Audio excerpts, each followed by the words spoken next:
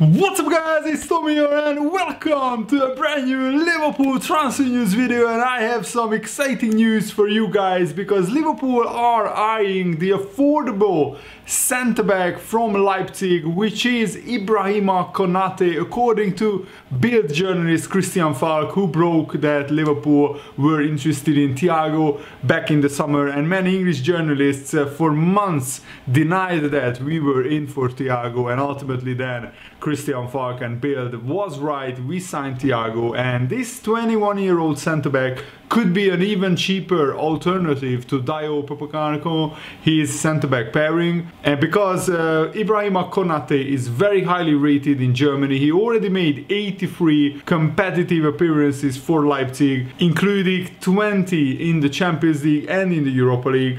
And also Konate won 11 caps for the France under-21s. And it's well documented that Liverpool are in a desperate need to sign a centre-back in the January transfer window. So let me know what you think about this news in the comments below, and leave a like if you enjoy these Liverpool transfer news episodes, and subscribe if you are new to my channel. So Liverpool have been linked with Upamecano many times, but this is the first time I'm seeing very credible reports that we are also looking at Konate as an alternative for the January transfer window. And this is what Christian Falk said: Upamecano is at the top of the list for many top clubs, and that of course includes Liverpool.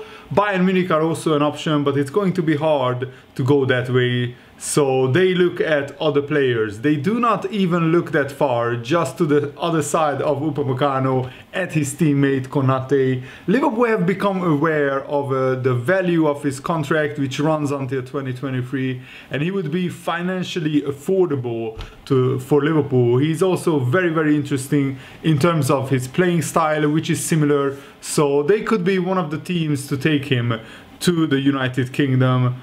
And I think Konate would be an absolutely brilliant signing for Liverpool because he's very young, he's talented, he's physically very strong, even imposing, and he is actually quite experienced, playing almost 100 games for Leipzig already. And the Bundesliga's official website recently described Konate like this: he plays a bit like Virgil van Dijk. Likening Konate to one of the best centre-backs in the world may seem like a premature comparison, but it's not. There are very few players in this position who excel at so many aspects of the game as the young Frenchman, whether it be in terms of positioning, sticking tight to the striker, intercepting passes, tackling or building from the back.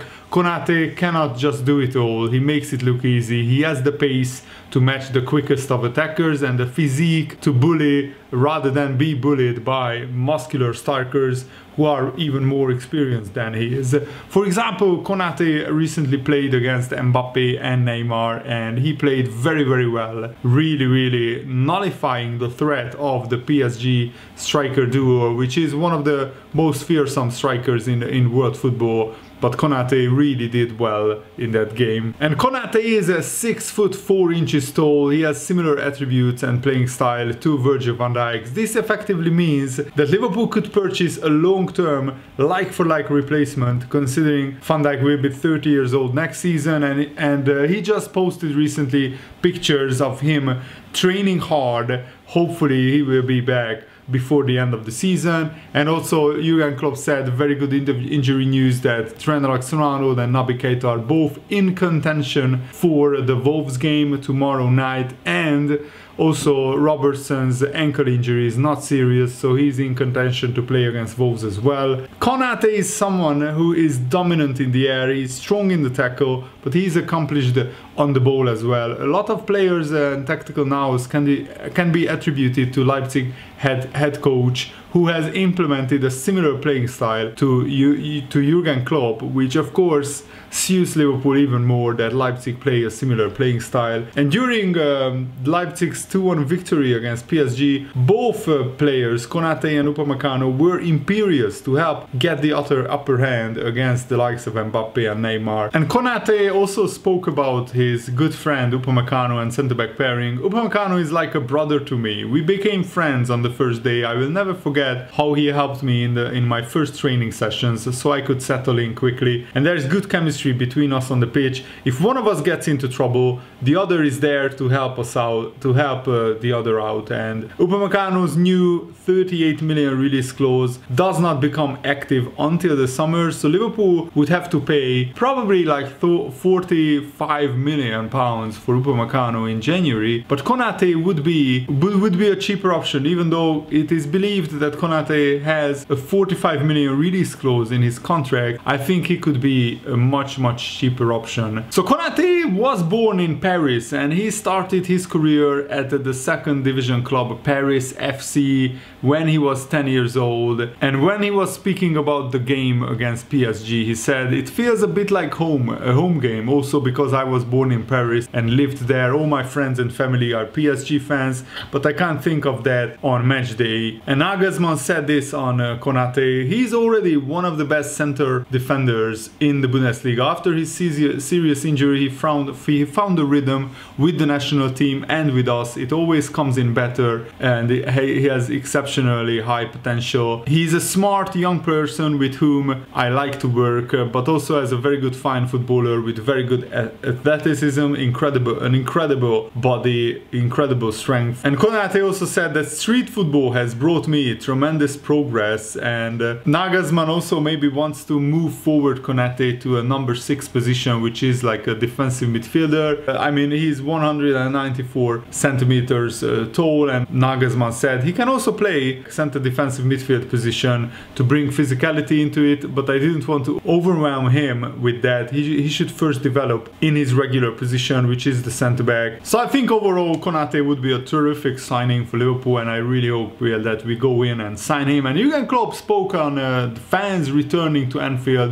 2,000 fans will be at Anfield against Wolves, which I'm super happy about, and I hope it will be a great experience for all of us, as Klopp said. But I don't know. As I said before, as a player, I played very often in front of 2,000 people. They were not always in the best mood, to be honest. 2,000 people can create a bad mood. I remember that very well. After that long break, I think our fans will be in the best possible shape. As we have always said, when you go to Anfield, it is not important how many fans are there. It's all about how big your influence will be. I hope 2,000 people can be really influential, that they really help. First and foremost, they have to enjoy the game. I don't hope that if they see the first pass that will not arrive from one player to the other, they think, oh my god, again, and stuff like this. They should just be happy that they are in the stadium again. I'm very happy that we have them there, and let's make the best of it. Everything has been more difficult without the fans, absolutely everything, but from a specific moment on, we didn't think about it anymore, because you cannot change it. So it makes no sense if you always go into the empty stadium and you think, oh my god, the stadium is still empty. We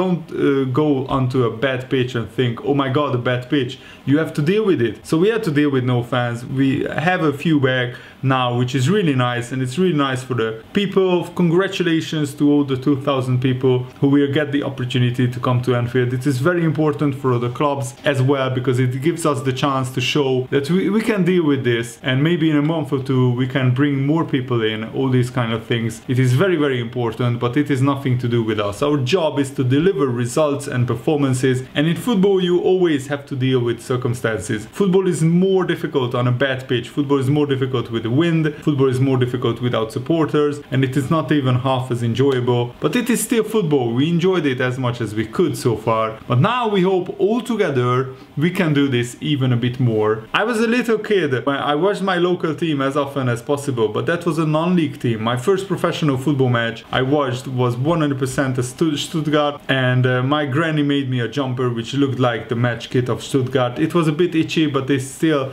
the nicest jumper I have ever had in my life. I have memories, but I can't remember the game or the opponent. To be honest, I was only 5 or 6 years old, so it is really a long time ago. I can remember the excitement because I couldn't go very often because I played myself and for other reasons, but when it was possible I was excited 3 or 4 or 5 days before and spoke about it the next 4 weeks. I was a good supporter. I enjoyed the game. I was never angry in the stadium. I remember that. And Jurgen Klopp also revealed that Colin Kelleher is very likely to start against Wolves, to continue to start against Wolves, because he impressed not just Jurgen Klopp but the fans and the viewers against Ajax with his brilliant performance where he made world-class saves and kept a clean sheet. Kelleher looked really good. He's a really calm person. He will not be now flying the whole of the week. He's a hard worker, there is no doubt, and that he will deal with all the fuss around him really well. It was a big call to throw him into that game against Ajax, but thank God it worked out. That's unfortunately not always the case. That doesn't make the players worse. It is just the wrong timing of the manager. For him it was the right timing. That's good. Now we will see how he can carry on. Kelleher is a sensationally talented goalie, and for goalies it's really difficult. Goalies have to wait. They can be exceptional, but they have to wait for their chance because there's only one goalie on the pitch, and if this goalie plays for 10 years in a row, it's pretty difficult. You can be still a wonderful goalie and nobody will see that. Now he got the chance, and I think he convinced everybody. He didn't have to convince us. Obviously we thought it will be like this, but he convinced everybody. That's good. But Adrian doesn't deserve to be written off now. There's no reason for that. He supported Kelleher in an exceptional way. After he got the information that he would not start, he behaved unbelievably. Really a lot of respect for that to Adrian. He expected it actually, but anyway, a lot of respect for it, and Kelleher did well. There are not a lot of reasons I could mention in this moment to say he will not start against Wolves, but there is a training in between and other things. He has to stay fit. We have sessions, all this kind of stuff, but he has done enough to convince me. He did that already months and years ago. Sometimes you have to wait for the right moment, and we thought the right moment came on Tuesday, and that just shows that Jurgen Klopp trusts Kelleher now, and I think that he is going to be a wonderful second choice goalkeeper. So good luck to him against Wolves. I really hope that he can keep another clean sheet, because then Liverpool have a great chance of winning. And Jurgen Klopp said that the expectation on Liverpool is really still sky high, even though Liverpool have a lot of injured players. Whoever is available, we are still Liverpool. That's how we see it. It means we want to win the game. Actually, I think most of the people think we have to win the game. You can see that when you speak about before a game or after the game. People don't talk about who is available. He's not available. He's not available. Yes. Nobody really would allow you to use such a situation as an excuse. And we don't. The situation is tough, 100%. But we are at match day. We are where 9-10 match days in. So it feels quite long already. But it's not even a third of the season gone. So who cares who is there in the moment? We try to play football. We won some games, drew in others, and we lost one game massively, so that's the job. This is not a season where you throw a target at the start of the season on the table and say we have to be here or there. Everybody tries to come through the season. Some teams are obviously so far more lucky with injuries than others. That is the situation, but I'm pretty sure that it will level off over the season, because it is just incredibly intense for the boys. The most intense period starts for all teams. So far it was massively intense for all the teams involved in European football. From now on we play every 3 days, and all the teams will have to do that. So some teams will realize now how tough it is. That's why we have still got to talk about the 5 substitutions, even though we didn't vote on it yesterday in the shareholders meeting, and that's a shame. I really think that the Premier League should bring back the 5 substitutions, because otherwise there will be massive injuries throughout the whole season. And Jurgen Klopp also said that I'm sure that we will discuss it again because of the influence of 3 substitutions. Now pretty much all teams have to play every 3 days, and next summer it will be a big problem for England and for Gareth Southgate. All the players Gareth wants to pick play European football, pretty much all of them, and most of them are playing 3 times a week. To do that from February on again and play 3 times a week all the time, Gareth will get what we give him if we stick with 3 substitutions. Football now, the most intense period starts for all the teams. And yeah, this is going to be a big problem, I think. More and more injuries will happen as the season progresses. And Jurgen Klopp also hit back at Gary Neville, which I really liked. I heard how Gary Neville said, I understood it, but I can't remember what he exactly said. But it's not about Liverpool. Whatever he thinks maybe is evidence of what he would do, how he would deal with a situation like that. But he cannot think or should not think that I'm like him, because I'm not like him. I speak about all the players, not only the Liverpool players. He said 3 substitutions helps them. It is only because we haven't voted yesterday. It doesn't make the problem go away. It's not about Liverpool. I don't really have 5 players at the moment I can bring on. I can bring on kids and stuff like this, and that's all okay. It's our problem, nothing to do with the general problem, but it's about all the players, all the footballers in the Premier League. It's about load management and nothing else. Load management not for getting an advantage, but load management for dealing with the problem which this COVID situation is for football as well, dealing with the situation in the best possible way.